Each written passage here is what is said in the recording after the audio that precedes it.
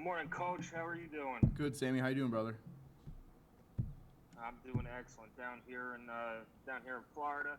But you have two new impact guys coming in on special teams with James Evans replacing Hayden, and then bringing in DJ Matthews to compete with Reese Taylor, who was All Big Ten punt returner last year. How are those guys fitting into the special teams, and what do you think their impact's going to be? James is doing a great job. He's taking everything day by day right now. It's interesting when you get a guy like that. First time he ever wore pads was practice 3. And so you kind of take it for granted. The dude's out there, right? Taking his helmet off before he even gets off the field. Well, hey man, you got to tell him that's a penalty, So everything is he's very raw. He's very new to a lot of this. And so we're having to take him day by day, step by step, and I think he's learning a ton. This spring is so invaluable for him to get him hit mid-year is a huge deal because of those things. You don't have time, in camp.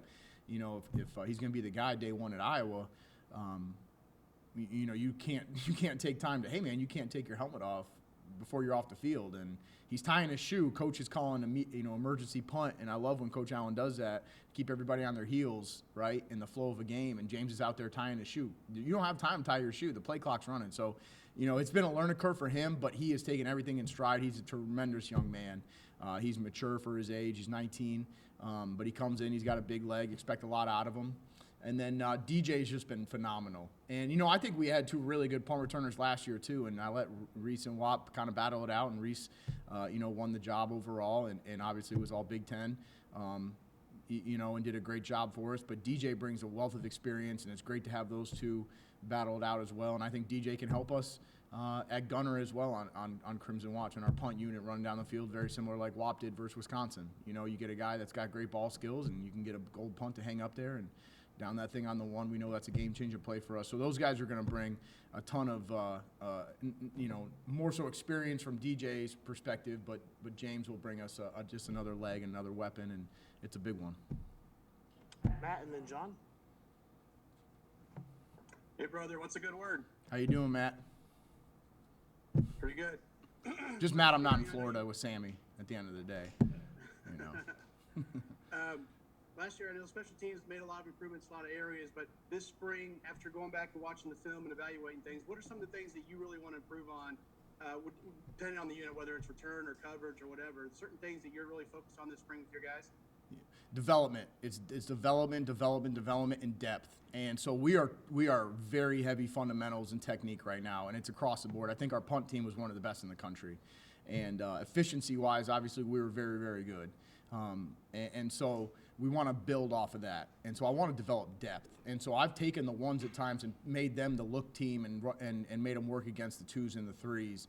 And, guys coaching up other players. Iron sharpens iron. And so that's been the main focus for us. The other part of it is our kick return game. We didn't have a lot of opportunities last year.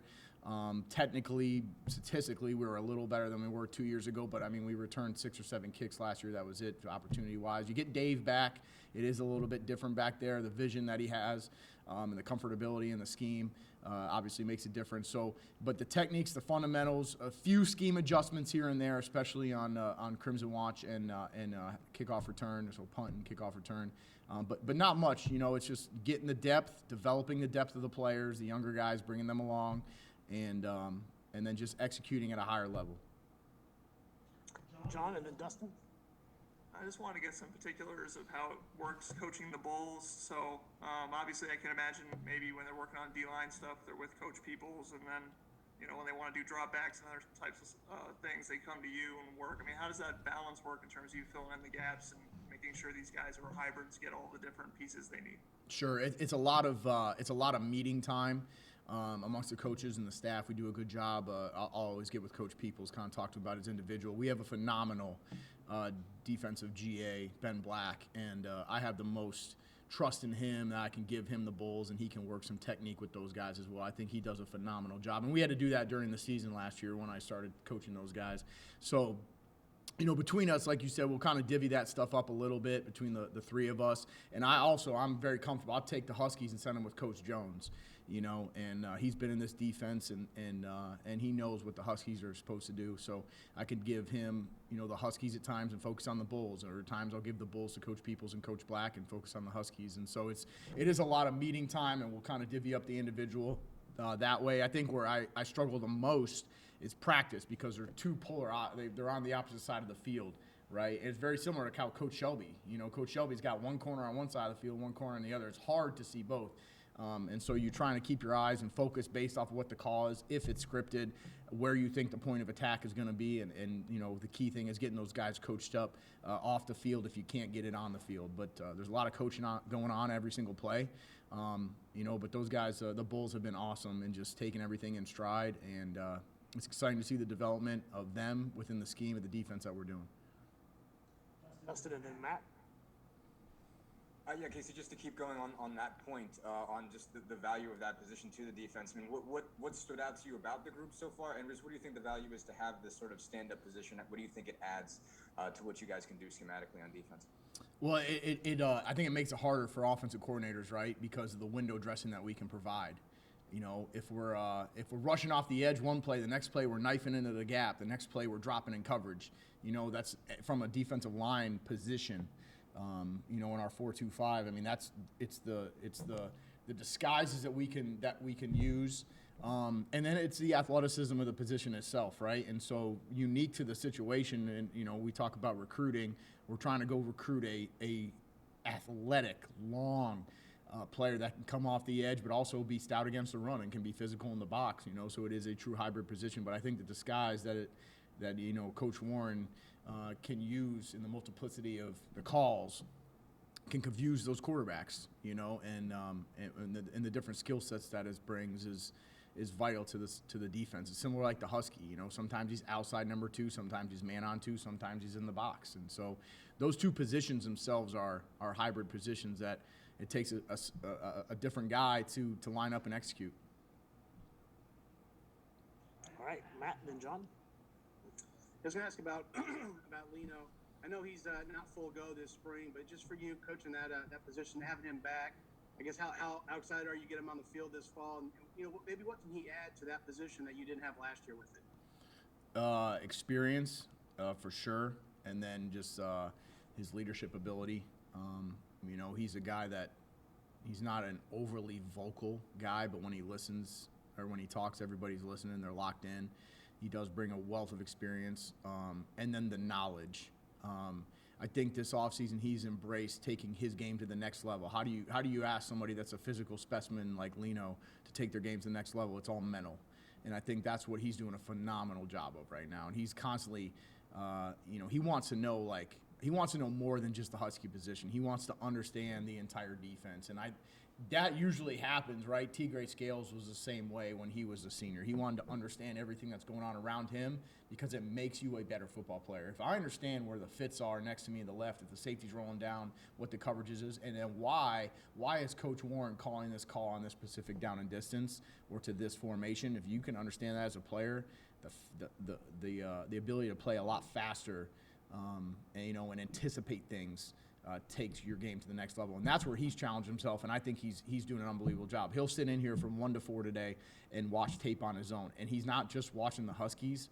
He's watching the linebackers. He's watching the D-line. He's watching the corners. He's watching the safeties. He's learning everything. And I think, that's what he needs. And you talk to him, I mean, that's what his challenge is. And but I think he's doing a phenomenal job. But he's going to bring that experience and just that overall knowledge for sure. All right, last one for John. Just wondering, in terms of recruiting the bull position already, have you been able to start talking to prospects about that? And are they excited, do you feel like, about the ability to do multiple things? Or is there some hesitance when it's like, well, I would just like to rush the passer, or I would just like to be a linebacker? How do you sell that to them?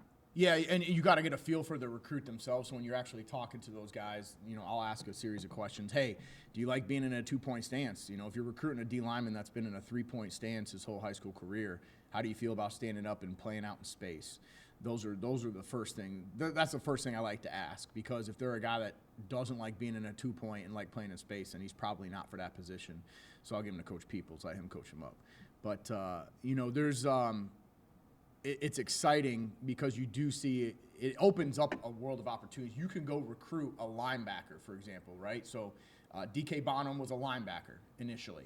We can recruit somebody like DK Bonham, body type, skill set. Okay, hey, we're going to move you and make you an athletic type of bull, where now you're just moving up 4 or 5 yards to the end position. That's all they're really doing, right? And so recruiting those type of guys, you can recruit linebackers, you can recruit defensive ends that are defensive ends in high school that have played out of a 2-point or a 3-point stance, and talk to them about the various positions and techniques that they're going to use.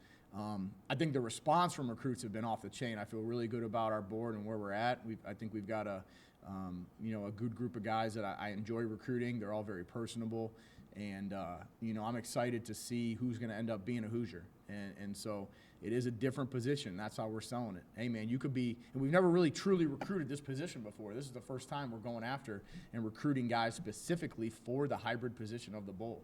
And so you could sell that to those guys, and like I said, the response has been great so far. All right, thank you, Coach Teegardin. Appreciate it, guys. Thanks, everyone.